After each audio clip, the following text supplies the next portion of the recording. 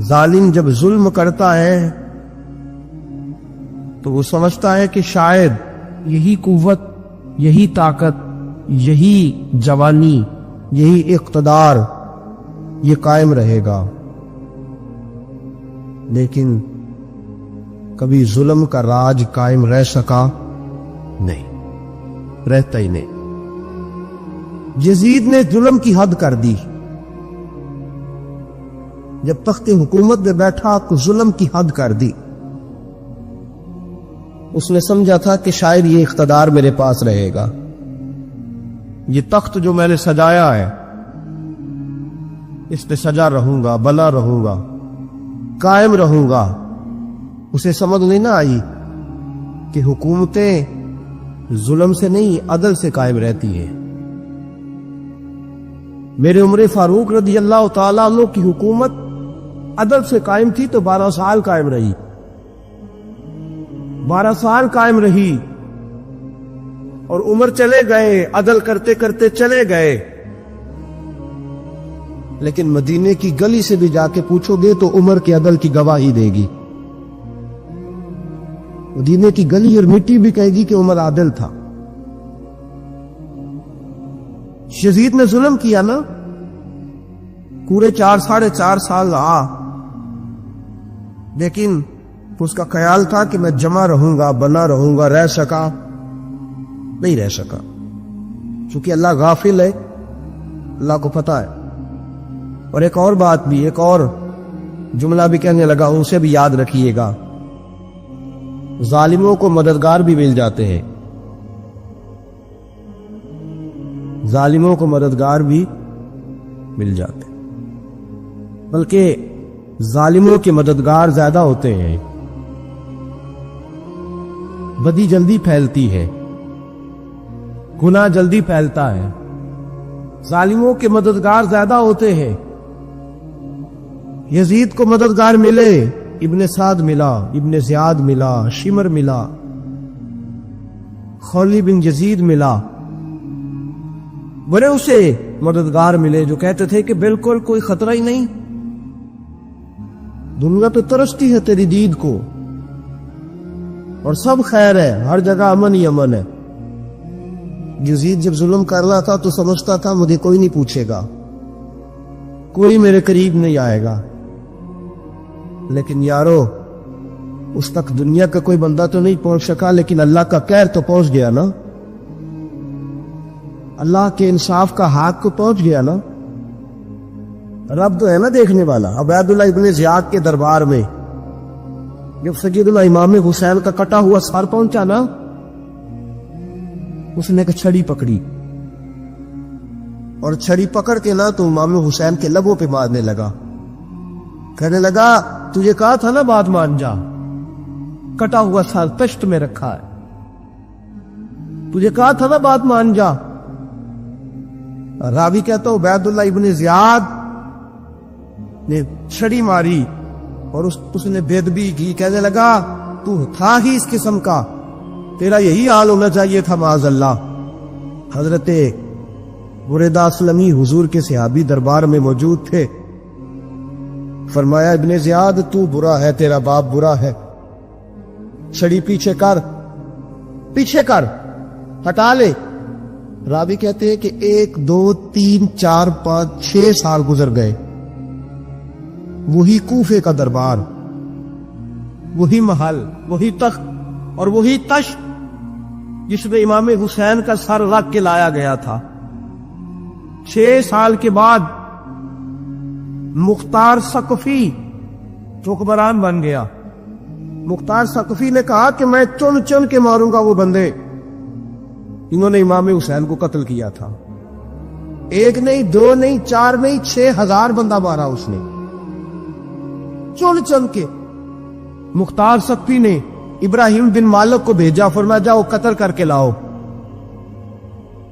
لڑائی شروع ہو گئی، 1 محرم کو ہوئی تو پھر بند ہو گئی، پھر 5 کو شروع ہو گئی، پھر 7 کو شروع ہو گئی، 10 محرم کا دن آ گیا 6 سال کے بعد، وہی ظہر کا وقت آ گیا، وہی عبید اللہ ابن زیاد جس نے امام حسین رضی اللہ تعالیٰ عنہ کو قتل کروایا تھا، وہ گرا ہوا ہے اور زمین پہ گرا ہے، اس کی گردن پہ ابراہیم بن مالک نے پیر رکھا اور اس کی گردن کو کاٹ کے تشت میں رکھا، اور تشت میں رکھ کے جب اس نے کوفہ بھیجا، وہی تخت جس پہ عبید اللہ ابن زیاد نے بیٹھ کے امام حسین کے مبارک لبوں پہ چھڑی ماری تھی، اسی تشت پہ رکھ کے جب اسی عبید اللہ ابن زیاد کا سر سامنے رکھا تو کوفے کے اس دارالخلافہ کے ایک کونے سے ایک بابا بولا اور بول کے کہنے لگا، لوگوں گواہ رہنا، میرا رب بڑا عادل ہے، گواہ رہنا، اللہ بڑا عادل ہے۔ چیختا ہے، کونے سے پکارتا تھا، تو لوگوں عدل ہو گیا، انصاف ہو گیا، عدل ہو گیا، انصاف۔ دیکھو دیکھو، جب حسین کا سر آیا تھا، ابن زیاد میں گستاخی کی تھی تو کونے سے آوازیں نکلنے لگی تھی کہ زیاد برا ہے، حسین اچھا ہے۔ آج ابن زیاد کا سر آیا ہے، آواز پھر کونے سے نکلی ہے، لیکن آواز کیا گونج رہی ہے؟ آواز پھر وہی گونج رہی ہے، زیاد ابن زیاد برا تھا۔ مکافات عمل، مکافات عمل، اللہ غافل نہیں ظالم جو کام کرتے، اللہ غافل نہیں۔ 6 سال کے بعد وہی دن، وہی وقت، وہی گھڑی، وہی لمحہ، وہی سارا نظام، وہی دربار، انسان ڈرتا نہیں، انسان باز آتا، عبرت پکڑتا۔ ابن زیاد اس وقت کہتا تھا کہ میں جاؤں حسین کے پاس، یہ میں جو ہوتی ہے یہ مروا دیتی ہے۔ شیطان نے کہا تھا اعلی خیر منہم، میں بہتر ہوں، بس ختم ہو گیا، ختم ہو گیا۔ ابن زیاد قتل ہوا، وہی تاریخ، وہی زمانہ، اللہ کریم نے اس کو ذلت کی موت دی، مرا، اور 30,000 فوج لے کے نکلا تھا، پھر بھی بچ سکا نہیں۔ ابن زیاد کا حال ہوا۔ ابن سعد سیابی کا بیٹا تھا، نبی پاک علیہ السلام کے پیارے سیابی کا بیٹا تھا، جناب سعد بن نبی وقاص کی اولاد۔ لیکن یاد رکھنا، اگر ایک سیابی کا بیٹا یزید بن سکتا ہے تو دوسرے کا ابن سعد بھی بن سکتا ہے۔ اور صرف یوں ہی توجہ نہ کیا کرو، ابو جہل کا بیٹا بھی تو سیابی رسول بن گیا تھا نا۔ رب فرماتا میں زندوں سے مردے اور مردوں سے زندے نکال دیا کرتا ہوں۔ میں کبھی کبھی کعبے کے اندر بت بھی رکھوا دیتا ہوں، گھر میرا اور میرے ہی شریک ہی اس گھر کے اندر راج کرتے رہتے، میری بے نیازی ہے، کچھ کا کچھ کر دیتا ہوں۔ ابن سعد مختار حکمران بنا، اور مختار ثقفی نے ابن سعد کے بیٹے حب کو بلایا، اور مزے کی بات یہ ہے کہ مختار جو بعد میں حکمران بنا نا، بڑی یاری چیز کی ابن سعد کے ساتھ۔ جتنے قاتلان امام حسین تھے وہ کوفہ چھوڑ کے بھاگ گئے، دوڑ گئے۔ اور ایک بات یاد رکھنا، ظالم بزدل ہوتا ہے، ظالم بزدل ہوتا ہے، اس کے اندر وہ اطمینان نہیں ہوتا، ڈر لگتا۔ بھاگ گئے سارے کوفہ چھوڑ کے، لیکن ابن سعد نے کہا مختار میرا یار ہے، مجھے کچھ نہیں کہے گا۔ اس کے گھر والوں نے سمجھایا کہ تو دوڑ جا، تیرا تو ظلم بھی بہت زیادہ ہے، دوڑ جا تو۔ اس نے کہا نہیں میرا یار ہے، مجھے کچھ نہیں کہے گا۔ اس نے کہا تو نبی پاک کے نواسوں کا نہیں بنا، وہ تیرا یار تیرا بنے گا۔ تو رسول پاک علیہ السلام کے خاندان کا نہیں بنا، ان کا تو نے احترام نہیں کیا، یاری کا۔ اس نے کہا نہیں مجھے کچھ نہیں کہنے والا، تم چھوڑو اس بات کو۔ حق کو پیغام بھیجا، بیٹا آیا۔ مختار نے کہا تیرا باپ کدھر ہے؟ اس نے کہا جی ابا جی اب باہر نہیں نکلتے، بس گھر کے کونے میں بیٹھ کے اللہ اللہ کرتے ہیں۔ اس نے کہا اچھا کیا کرتے؟ کہا جی گوشہ نشین ہو گئے۔ اس نے کہا اب تیرا باپ گوشہ نشین ہوا ہے؟ اب گوشہ نشین ہوا ہے؟ بھیڑیے سے لومڑی نے کہا کہ جاؤ شکار کر لو، تو بھیڑیا کہنے لگا بوڑھا ہو گیا تھا نا، بھیڑیا کہنے لگا نہیں میں نیک ہو گیا ہوں، میں نے شکار کرنا چھوڑ دیا ہے، میں کسی جانور کو تنگ نہیں کرتا۔ تو لومڑی کہنے لگی نہیں بادشاہ سچی بات کر، اب تجھ سے دوڑا ہی نہیں جاتا، اب شکار پکڑا جاتا، اب تجھ سے دوڑا نہیں جاتا، پکڑا، اب تیرے اندر آج بھی طاقت آئے تو تو کم کرے نہ، تو اب بھی چھوڑنے والا، اب تجھ سے دوڑا نہیں جاتا۔ ملا رومی فرماتے ہیں بوڑھا ہو کے تو بھیڑیا بھی نیک ہو جاتا ہے۔ جتنی مرضی نمازیں پڑھے، جتنے مرضی روزے رکھے، جتنی مرضی نفل پڑھے، سارا کچھ کر لے، لیکن اللہ کبھی حسین کے گستاخ کو معاف نہیں کرے گا، کبھی نہیں معاف کرے گا۔ اس لیے کہ جو حسین کا بے ادب ہے وہ دراصل رسول پاک کا بے ادب ہے، اللہ اسے معاف کرے گا۔ وہ ظالم ہے، اس نے ظلم کیا، ابھی 6 سال ہی تو گزرے تھے، 6 سال ہوئے صرف کہ بولے سعد بھیجا بیٹے کو، کہا جا اب اپنے باپ کو جا کے کہہ یہ مختار بلاتا ہے، بات سنے آ کے۔ ڈر گیا، میں نے کہا ظالم بزدل ہوتا ہے، کہنے لگا اس سے جا کے کہو میں نہیں آ سکتا، بیمار ہوں۔ میں نے کہا چلو وہ نہیں آ سکتا تو ہم تو جا سکتے ہیں نا، ہم تو جائیں گے نا۔ ابن سعد نے بھیجے 10-12 بندے، فرمایا جاؤ زندہ نہ لے کے آنا، میرے پاس زندہ نہ لے کے آنا۔ گئے، بیٹے کو حفص کو گرفتار کر کے کھڑا کر دیا، اور جناب یہ جو ابن سعد تھا اس کو بھیجا، کہا جب تم اس تک پہنچو نا تو جا کے گردن مارنا اس کی، اور مجھے اس کی وجود نہیں دیکھنا، صرف کٹا ہوا سر دیکھنا ہے۔ گئے، جا کے اس کو پکارا، کہا مختار نے بھیجا ہے مارنے کے لیے۔ کہنے لگے مختار مجھے نہیں مار سکتا، میرا یار ہے۔ ابن سعد کہتا مختار مجھے مار سکتا، میرا یار ہے۔ ان فوجیوں میں سے ایک فوجی کہنے لگا اگر تم محمد کے نواسے کو مار سکتا تو تجھے بھی تیرا یار مار سکتا ہے۔ گرفتار کر لیا، منتیں کرتا رہا۔ تاریخ ابن سعد کو بتا رہی تھی کہ ابن سعد تو ہاتھ باندھتا ہے، پاؤں پکڑتا ہے، میرا یاد کر میدان کربلا، تجھے اپنی باری آئی ہے تو ہاتھ باندھتا ہے، میدان کربلا یاد کر۔ حسین نے بھائی کی بھی لاش اٹھائی تھی، حسین نے جوان بیٹے کی میت بھی اٹھائی تھی، 6 مہینے کا علی اصغر بھی اس کی گود میں دم توڑ گیا تھا، اس کی بیٹیاں پیچھے تھی، بہن پیچھے تھی، بھانجیاں پیچھے تھی، بھتیجیاں پیچھے تھی، لیکن حسین نے ایک بار بھی ہاتھ نہیں باندھے۔ یہ کون ہے اٹیک ہوا، غبار سے پھٹا ہوا، ہزاروں کوفیوں کے درمیان وہ اکیلا ہی ڈٹا ہوا، یہ بالیقین حسین ہے، نبی کا نور عین ہے۔ فرمایا یہ وہ میدان کربلا بھی یاد کرنا، تو ظالم تھا نا، معافیاں مانگ رہا ہے۔ حسین رسول پاک کے نواسے تھے، ایک بار بھی معافی طلب دیکھ، منظر یاد کر۔ ابن سعد کا ایک ہی وار میں سر قلم کیا، ایک ہی وار میں۔ امام حسین پہ تو پہلے 82 زخم لگے تھے تلوار کے، 82 زخم تلوار کے، نیزوں کے، اور کئی نیزوں کی الیاں امام حسین کے وجود میں ٹوٹ گئیں جی۔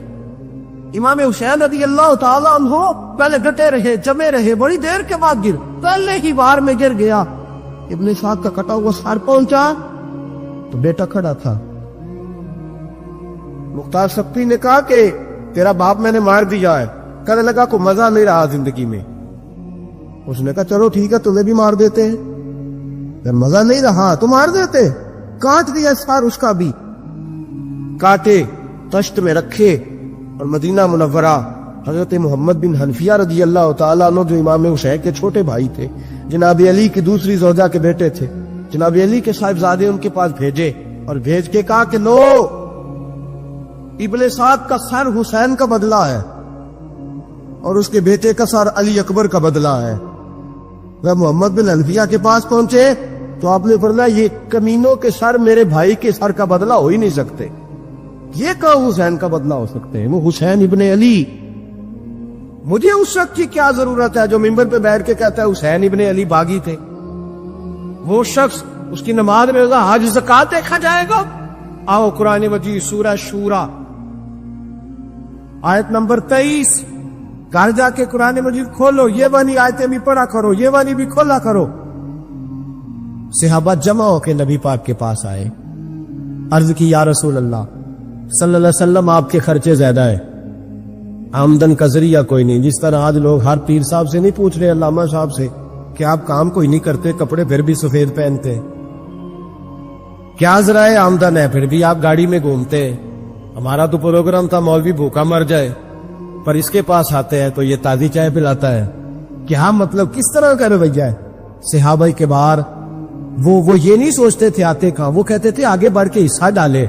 وہ سارے آگے بڑھے، کہا یا رسول اللہ صلی اللہ علیہ وسلم اخراجات زیادہ ہیں، ذرائع آمدن بظاہر کوئی نہیں، نذرانوں پہ اعتراض نہ کیا کرو. نذرانہ دینا نبی پاک کی سنت ہے. نذرانہ قبول کر لینا نبی پاک کی بولو حضور کی سنت ہے. تو صحابہ جمع ہو کے آئے, ایک جگہ پہ میٹنگ کی, کا تھوڑے سے پیسے ہر مہینے پیش کریں گے. تو حضور سے بات کون کرے گا پیسوں کی؟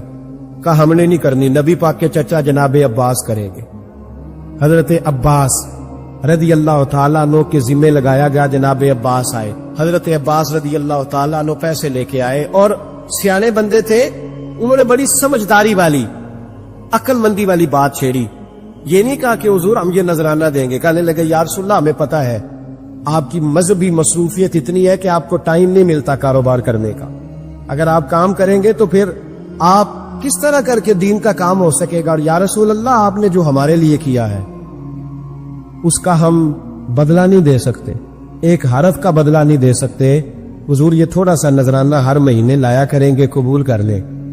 نبی پاک کے سامنے رکھا ہی تھا کہ اللہ کا قرآن بول پڑا, کا کل لا اسألکم علیہ اجرا, محبوب ان سے فرما دو کہ میں نے تمہارے لیے بڑی تکلیف سہی ہے, پر میں تم سے کوئی اجر نہیں مانگتا, تم سے کوئی اجر نہیں مانگتا. ہاں اگر تم نے کچھ کرنا ہے الا المودۃ فی القربى, تو میرے قریبیوں سے پیار کرتے رہنا, میری ختیجہ سے پیار کرنا, میری عائشہ کا ادب کرنا, میرے قریبیوں کا احترام کرنا. یا رسول اللہ ازواج تو گھر میں ہے ہی, قریبی کوئی اور بھی خاص ہے جس کا ادب کرنا ہے؟ تو نبی پاک نے فرمایا ہاں علی, فاطمہ, علی اور فاطمہ کی اولاد. فرمائے ان کا ادب کرتے رہنا, اس کا مطلب یہ ہوگا کہ تم نے میرے ساتھ بڑا ہی اچھا سلوک کیا ہے. کہا ان کا ادب کرنا, جناب علی, سیدہ فاطمہ, اور دونوں کی ان کا ادب کرنا فرائض دین, اہل بیت کا ادب کرنا فرائض. کچھ لوگ کہتے ہیں کچھ لوگ جی سید بن گئے, ہے نہیں, پر کہ میں کہ جڑے بن گئے انہوں نے اللہ آپ ہی پوچھ لے گا تو ادب کر. جڑے بن گئے نے اللہ, شیخ الاسلام والمسلمین حضرت خواجہ قمر الدین سیالوی رحمت اللہ تعالی علیہ, دو بندے خواجہ صاحب سے مل رہے ہیں تو ان کو پتا تھا کہ خواجہ صاحب سیدوں کا بڑا احترام کرتے ہیں. تو دو بندے آ گئے, کچھ لینے کچھ مانگنے تھے, فرار دونوں. ٹانگے سے اترے تو سیال شریف کے رستے میں درمیان میں پروگرام بنایا کہ سنا ہے خواجہ صاحب سیدوں کا بڑا ادب کرتے ہیں, سید نہ بن جائیں. بن بھی جاتے ہیں نا لوگ, سید نہ بن جائیں. تو ٹھیک ہے جی بن جاؤ, بن گئے سید. خواجہ صاحب کو کسی نے اندر جا کے بتایا دو سید آئے, تو خواجہ صاحب اس طرح دوڑے کہ نہ جوتا نہ سر پہ ٹوپی, دوڑ کے آئے. شیخ الاسلام خواجہ صاحب نے ہاتھ چومے, نذرانہ دیا, 2-3 تھیلے بھر کے دیے لنگر کے. جب وہ جانے لگے نا تو خواجہ صاحب ان کے ساتھ باہر تک آئے, جہاں انہوں نے سید ہونے کا پروگرام بنایا تھا وہاں تک ساتھ آئے, ان کو روانہ کیا. ان میں سے ایک بندہ خود ہی بول پڑا, کہنے لگا حضور یہاں لوگ دروازے تک چھوڑنے آتے ہیں یا گاڑی تک؟ نہ دروازہ نہ گاڑی, آپ درمیان میں رخصت کرنے آئے, سمجھ نہیں آئی. تو خواجہ صاحب فرمانے لگے تم یہیں سید بنے تھے, یہاں تک ادب کرنا ضروری تھا. یہاں تم سید بنے تھے, یہاں تک ادب کرنا, پیچھے تم سید نہیں ہو تو میں کیسے ادب کروں؟ جہاں تک تم سید ہو وہاں تک ادب کرنا. اور میرے اعلیٰ حضرت نے عقیدہ دیا, کہنے لگے تیری نسل پاک میں ہے بچہ بچہ نور, تیری نسل پاک میں ہے بچہ بچہ نور کا, تو ہے عین نور تیرا سب گھرانہ نور کا. تو میاں صاحب نے اس کی وضاحت بھی کی. میاں صاحب سے کہا حضور ادب کرتا کون ہے؟ سارے تو ادب کرتے نہیں. تو میں دور دینا جاتا, پرانے محدثین نہیں پوچھتا, یہ کشمیر میں میاں محمد بخش صاحب سے پوچھ لیتے حضور ادب کرتا کون ہے. تو میاں صاحب فرمانے لگے اصلا نال جے نیکی کریے. کنہ نال؟ اصلا نال جے نیکی کریے تو نسلہ تاک نہیں پھول دے. ہاں بے اصلہ نال نیکی کریے تے پھول کنڈیاں نال تول دے. بے اصلہ فرمانے لگے جو اصل ہوگا نا اخلاق کا, کردار کا, خاندان کا اصل, وہ ہمیشہ مصطفیٰ کے صحابہ کا بھی احترام کرے گا اور اہل بیت نبوت کا بھی ان کا ادب کرے. سنیں نبی پاک نے کیا فرمایا, ترمذی میں حدیث ہے. نبی پاک نے خطبہ حجت الوداع دیا. لوگ ہمیں کہتے ہیں نماز روزہ حج زکات اس سے آگے نہ جاؤ. حضور نے خطبہ دیا, فرمایا میں تمہیں دو چیزیں دے کے جا رہا ہوں، اگر تھام کے رکھو گے تو گمراہی تمہارے پاس نہیں آئے گی۔ یا رسول اللہ کون کون سی؟ فرمانے لگے ایک میں تمہیں قرآن دے کے جا رہا ہوں، دوسرا اپنا خاندان دے کے جا رہا ہوں، ان کو تھام کے رکھنا، گمراہی کبھی تمہارے پاس۔ حضرت سیدہ زینب نے سارے جنازے دیکھے، بھتیجوں کو، بھانجوں کو، سب کو شہید ہوتے دیکھا۔ عورتیں ڈرتی میت کو ہاتھ نہیں لگاتی، چیختی ابھی دیا، لیکن حضرت جناب زینب نے پتہ کیا دیکھا تھا؟ وہ سننا ذرا، امام حسین کی لاش مبارک کربلا میں پڑی تھی اور امام حسین کا سر کاٹ کے نیزے پہ چڑھایا گیا تھا، اور وہ بیویوں کے سامنے خالی سر چڑھ رہا تھا، اور سینکڑوں میل کا سفر کر کے دمشق کے بازاروں سے گزرتا وہ سر گیا، کٹا ہوا سر دیکھا، لاشیں دیکھے۔ یزید کا دربار آیا، بی بی صاحبہ کو نا ایسے عورتوں نے اپنے حالے میں لیا ہے، سیدہ زینب وہاں بیٹھ گئی۔ تو جب بولا نا یزید دربار میں، کہنے لگا کہ دیکھو اللہ نے عزت والوں کو عزت دی، معاذ اللہ ثم معاذ اللہ، اور میرے مخالفین کا کیا حشر ہوا جب اس نے دیکھے نا، ایک آدمی مجبور ہے، مقہور ہے، اتنا لمبا سفر ہے، غربت ہے، پیاس ہے، بیماری ہے، کیا انداز ہے جب اس عالم میں یزید کے دربار میں اس نے گستاخی کی امام حسین کی۔ یہاں لوگ کہتے ہیں کسی کو کچھ نہ کہو، کہ کیوں نہ کچھ کہے، جو سیدنا امام حسین کے بارے میں بات کرے گا زبانیں کھینچیں گے اس کی، جو صحابہ کے بارے میں بات کرے گا ہم کرنے دیتے ہیں؟ یہ کیا بات ہوئی؟ گستاخی کرنا، بے ادبی کرنا، یہ کون سا دین ہے؟ یہ تو تم بے دینی پھیلا رہے ہو۔ سنو، جب اس نے بے ادبی کی تو سیدہ زینب چپ نہیں رہی، بلکہ حضرت زینب بولی اور کھڑی ہوئی، اور آپ نے تلاوت کی قرآن مجید کی، اور آیتیں پڑھی، کہنے لگی وَتُعِزُّ مَن تَشَاءُ وَتُذِلُّ مَن تَشَاءُ بِیَدِکَ الْخَیْرُ، اور آپ فرمانے لگی یزید تو کہتا ہے تیرے مخالفین پسپا ہو گئے اور تجھے عزت ملی؟ آپ فرمانے لگی یہ تیرا دربار ہے نا، یہ تیرا سجا ہوا ہے نا، تیرا اس وقت ڈنڈا چلتا ہے نا۔ فرمانے لگی چند سال ٹھہر جا، تیرے اوپر لوگ لعنتیں برسائیں گے، اور فرمایا جب جمعے پڑھے جائیں گے تو لوگ میرے حسین کے نام کے خطبے پڑھیں گے۔ فرمایا آج یہ تیرا دربار ہے نا۔ حضرت نعمان بن بشیر صحابی رسول تھے، وہ کہتے ہیں میرے قریب ایک نابینا صحابی بیٹھا تھا، سنو حوالہ میں دکھاؤں گا۔ کہنے لگے میرے قریب اس وقت یزید کے دربار میں ایک نابینا صحابی بیٹھے تھے، جب بی بی زینب نے یہ بات کی نا تو وہ نابینا صحابی میرا ہاتھ پکڑ کے کہنے لگے نعمان یہ تو علی کی آواز ہے، علی آ گیا۔ جبریل امین بول رہے ہوں جیسے، حکمت کی گوہر رول رہے ہوں جیسے، دربار دمشق میں بی بی زینب کا خطاب، منبر پہ علی بول رہے ہوں جیسے۔ جناب نعمان بن بشیر کہنے لگے نہیں، علی جب بولتے تھے تو بڑا رنگ ہوتا تھا، ابھی تو زینب کھل کے بول ہی نہیں رہی، ابھی تو زینب ستائی ہوئی ہے، ابھی تو زینب زخم کھا کے آئی ہے، ابھی تو زینب پیاسی ہے، کاش زینب تر و تازہ ہوتی، تو زینب خطبہ پڑھتی تو علی کی طرح گرجدار آواز نکلتی، یزید کے محل کانپتے، جبریل امین بول رہے ہوں جیسے، حکمت کی گوہر رول رہے ہوں جیسے، دربار دمشق میں بی بی زینب کا خطاب، منبر پہ علی بول رہے ہوں جیسے۔ وہ مسکینوں کی طرح منتیں نہیں کر رہے تھے، ہائے پانی ان کا مزاج ہی نہیں، بلکہ وہ دلیر لوگ تھے، دلیر۔ امام علی مقام آرام سے مسجد نبی میں بیٹھے تھے، زمانہ پوری دنیا سے جاتا تھا، ہاتھ چومتا تھا، قدموں میں بیٹھتا تھا۔ اتنے بڑی عظمت والی بھی کوئی شخصیت ہوگی جس کے رگوں میں رسول اللہ کا خون دوڑتا ہے؟ جسے حضور اپنی زبان مبارک اس طرح وہ چوسا کرتے تھے جیسے عرب کے لوگ پیاس کے عالم میں کھجور چوسا کرتے تھے.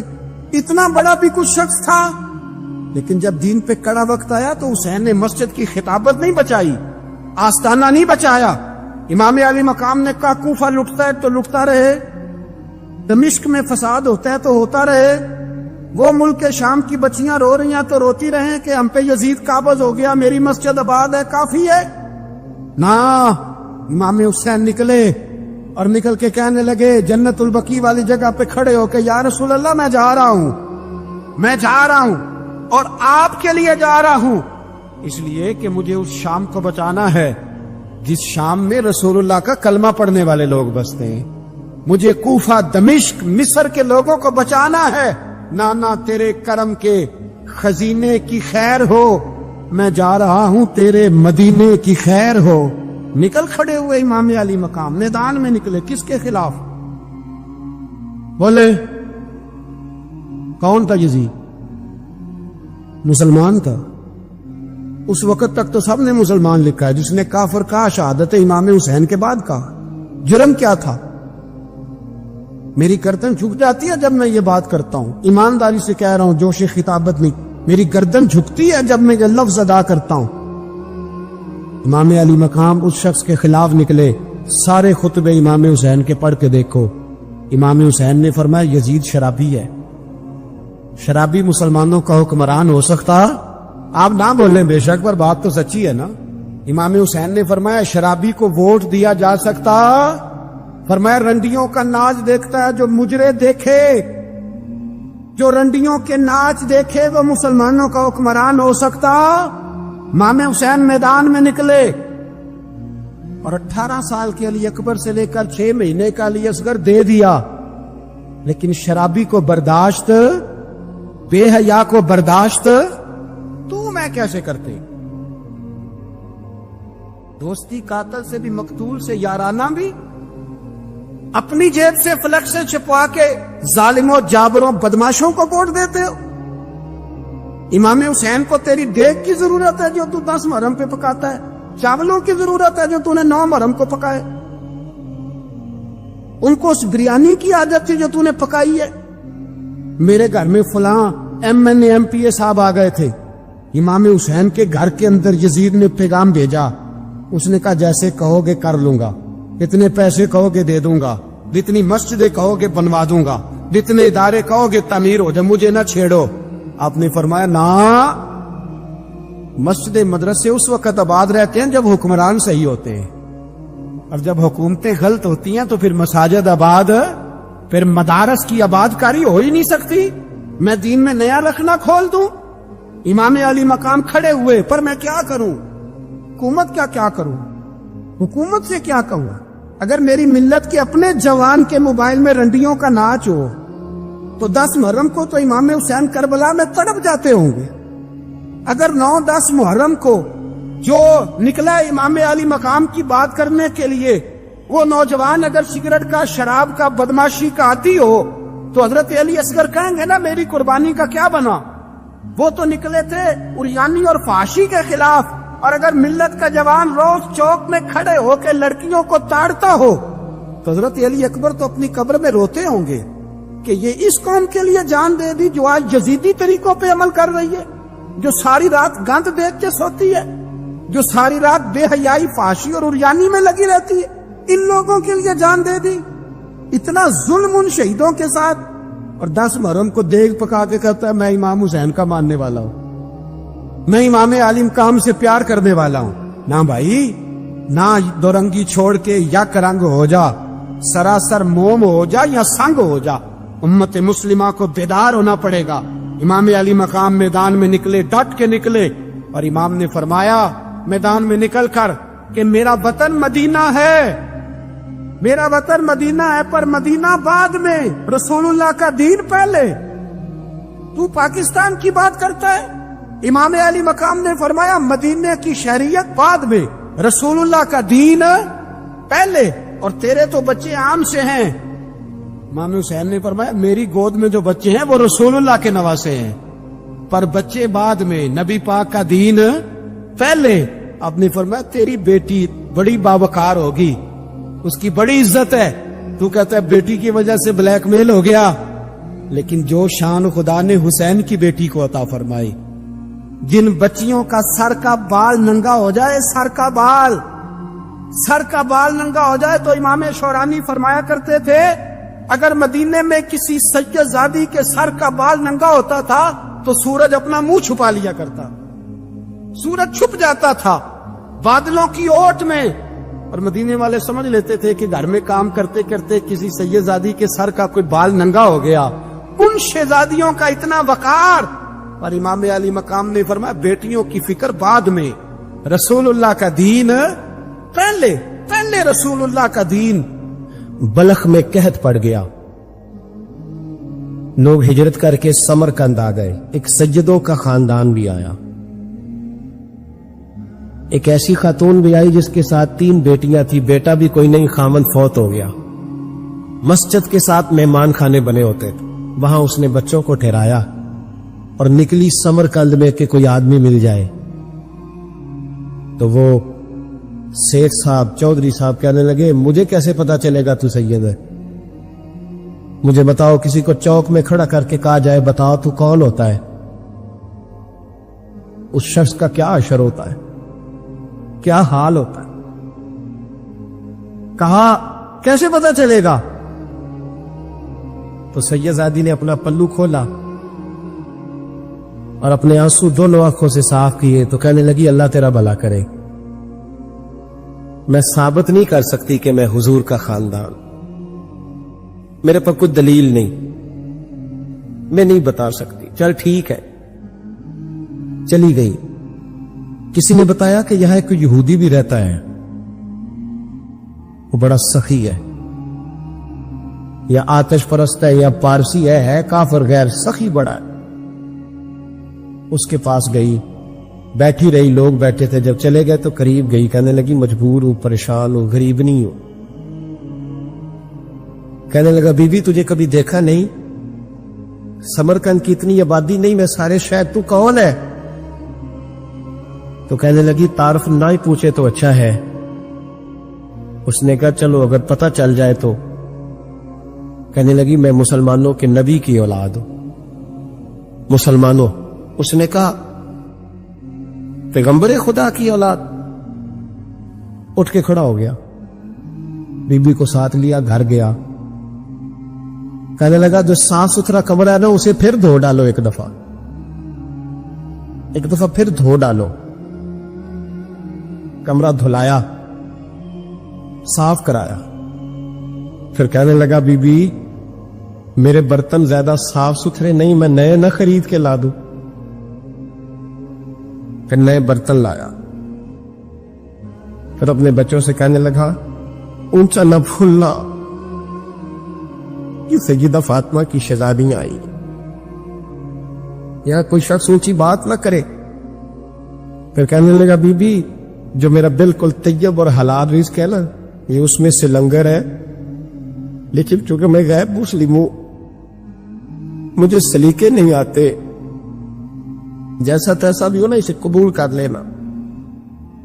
خاتون کو کہنے لگا یہ گھر ہے، جب تک جی چاہے یہاں رہنا، اور دیکھنا ہو سکے تو رات اپنے نبی سے سفارش کرنا، میرا بھی کوئی مسئلہ، میری بھی کوئی قبولیت کہیں ہو جائے۔ وہ مسلمان کہلانے والا رات کو سویا، کہتے جنت سجی ہوئی ہے، لوگ جنت میں جا رہے ہیں، لائنیں لگی ہوئی ہیں، نبی پاک لوگوں کو جنت میں بھیج رہے ہیں۔ میں بھی دوڑ کے لائن میں لگ گیا، فرشتے نے میرا بازو پکڑا، کا پیچھے ہٹ۔ تو میں دوڑ کے حضور کی بارگاہ میں گیا، میں حضور سارے جنت میں جا رہے ہیں، یہ مجھے نہیں جانے دیتا۔ تو نبی پاک نے فرمایا تو کون ہے؟ کہ یا رسول اللہ میں مسلمان ہوں۔ کہتے حضور مجھ سے فرمانے لگے کوئی دلیل ہے تیرے پاس؟ دلیل ہے کوئی تیرے پاس؟ جب میں چپ کر گیا، فرمایا میری بیٹی ہے تیرے در दरवाजे पर आ ही गई थी तो तू दलीलें पूछने लग गया था। मैं जा दौड़ जा। सवेरे आंख खुली तो गलियों में ढूंढता फिरता है, तलाश करता फिरता है, कोने कोने में जाता है वो सादात का घराना कहां गया। ढूंढते ढूंढते उस गैर मुस्लिम के दरवाजे पे जाके पहचान लिया तो कहने लगा, खुदा का वास्ता, जो तूने नौकरी की है ना, इनकी मुझसे 11 गुना ले ले, ये सादात का घर मुझे दे दे। तो कहने लगा, कल तू आता तो शायद बात और होती, आज बात और है। उसने कहा, मेहरबानी कर। कहा, नहीं नहीं, कल तू आता तो मामला और था, आज मामला आज और है, रंग बदल गया है, हालात तब्दील हो गए हैं, अब तू देखता क्या है, जा तौर जा। कहने लगा, नहीं मेहरबानी कर, दे दे, तू गैर मुस्लिम है, तेरा क्या ताल्लुक। कहने लगा, चुप कर, गैर मुस्लिम में कल तक था, कल से सज्जदों से प्यार किया है तो मेरे हालात संवर गए हैं। वो जो नजारे तूने रात ख्वाब में देखे हैं, मैंने जागती आंखों से देखे हैं। हजरत उमर जब नारा लगाते ना तो कैसे किस तरह कांपते। सफीर आते रूम के मिलने के लिए तो कहते, जाओ उमर नफल पढ़ रहे हैं, टाइम कोई नहीं। एक दिन अंदर मीटिंग हो रही थी, हजरत उमर मीटिंग में बैठे थे, आपके बेटे मिलने आए अब्दुल्ला इब्ने उमर। अब्बा जी अंदर आ जाओ। फरमाया, दरवाजे पे खड़ा हो, मैं जरूरी बात कर रहा हूं, अंदर ना आना। जनाब अब्दुल्ला इब्ने उमर कहते, मैं दरवाजे पे खड़ा हो गया। थोड़ी देर गुजरी तो इमाम हुसैन भी आ गए। एक हदीस में, एक रवायत में इमाम हसन का लफ्ज भी है। इमाम हुसैन आए, आके अब्दुल्ला इब्ने उमर से कहने लगे, उमर फारूक अंदर है? तो कहा, वो अंदर तो है। तो कहा, आप क्यों दरवाजे पे खड़े? कहने लगे, अब्बा जी ने कहा है यहां इंतजार करो, मैं कोई जरूरी बात कर रहा हूं। लेकिन शहजादे, मेरे लिए कहा है, मेरे लिए, आप जाना चाहे तो चले जाए। इमाम हुसैन कहने लगे, अमीरुल मोमिनीन कोई बात कर रहे होंगे, मैं जोहर के वक्त मस्जिद में मिल लूंगा, जोहर का टाइम आएगा ना तो मैं मस्जिद में मिल लूंगा। ये कह के चले गए। हजरत उमर बाहर आए तो हजरत अब्दुल्ला इब्ने उमर से कहा कि कोई आया तो नहीं। अर्ज की, हुजूर हुसैन इब्ने अली आए। हुसैन इब्ने अली। तो कहा, अंदर क्यों नहीं भेजा? कहा, मैंने कहा था बेशक चले जाएं, लेकिन वो कह रहे थे कि मैं जोहर के वक्त मस्जिद में मिल लूंगा। तो सैयदना उमर फारूक फरमाने लगे, अब्दुल्ला तुझे तेरी मार रोए, हुसैन को क्यों वापिस भेजा? फिर उमर, दुनियादारों के सामने डटना, खड़ा होना उमर पे खत्म है, लेकिन जो अंदर की बात है ना, रूह की, जो अकीदत की बात है। जनाब उमर फारूक दौड़े गए, इमाम हुसैन के दरवाजे पे दस्तक दी। इमाम हुसैन बाहर रखा, शहजादे यार मिलने आए थे, बगैर मिले क्यों आ गए? अर्ज की कि आप मसरूफ थे, आपके अपने बेटे भी दरवाजे पे खड़े थे, तो मैं वापस आ गया। इमाम हुसैन कहते हैं, उमर जज्बात में आ गए, सर से पगड़ी गिर गई। कहने लगे, हुसैन, मेरे बेटे का और हुसैन का क्या मुकाबला? क्या उसकी मां का नाम फातिमा का ज़हरा है? क्या उसकी नानी का नाम खतीजतुल कुबरा है? क्या उसके नाने का नाम मोहम्मद मुस्तफा है? और फिर सर से पकड़ी उतरी थी, अपने बाल जोर से पकड़ लिए।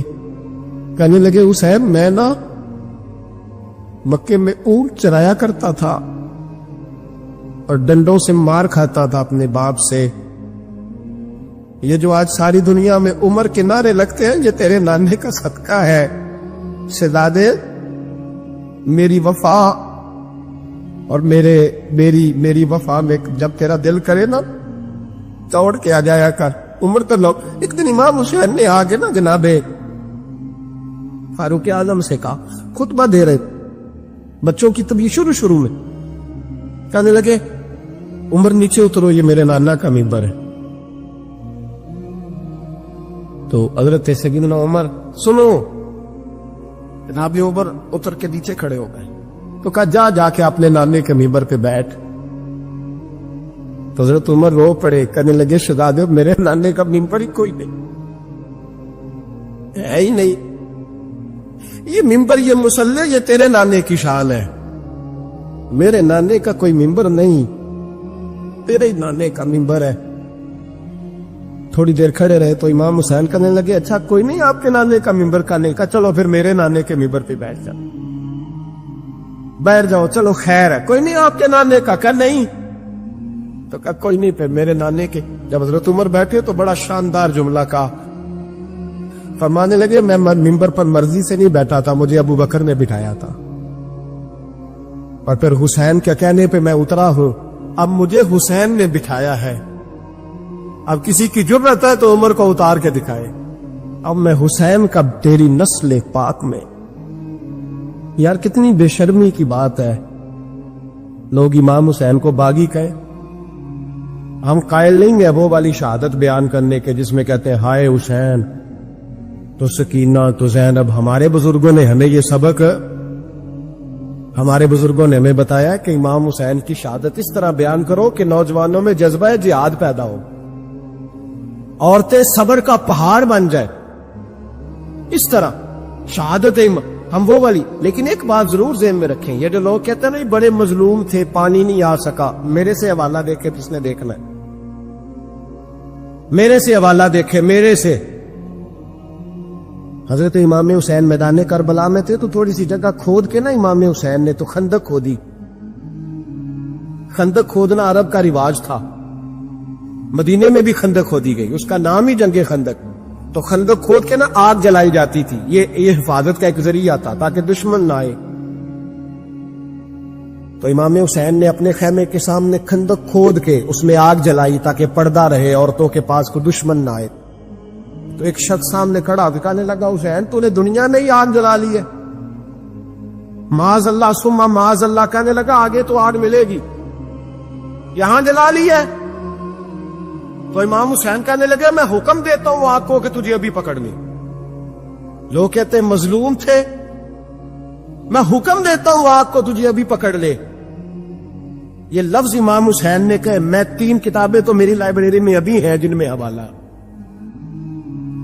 3 کتب سے، اور آج کل پرسوں کی کتاب نہیں، سینکڑوں سال پرانی۔ جب کہا نا میں حکم دیتا ہوں تو وہ آدمی گھوڑے سے نیچے گرا،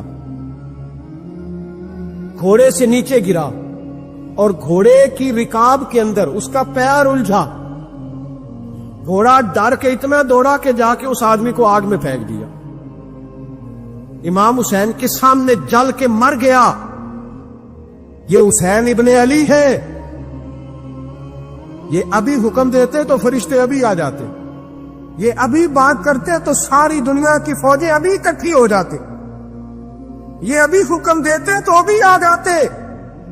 اور سنو، اگر جناب اسماعیل کے لیے دمبا آ سکتا ہے تو وہ تو حضرت ابراہیم کے بیٹے تھے، اور یہ تو مصطفیٰ کی اولاد ہے، ان کے لیے کیا کچھ نہیں ہو سکتا۔